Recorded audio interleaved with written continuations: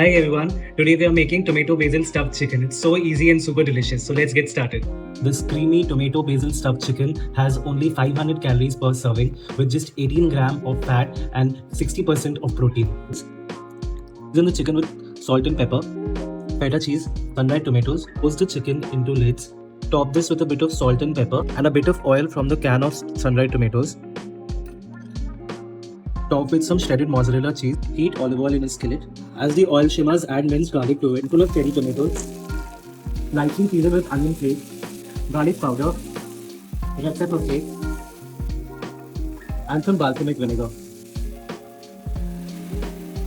As the tomatoes get juicy and bursty, the sauce is ready. Add the blistered tomatoes and bake this at 200 degrees Celsius or 400 degrees Fahrenheit for 15 minutes. Top with the freshly chopped basil and some crumbled feta. Thank you so much for watching this video. If you like this video, please subscribe to my channel. Thank you so much for your time.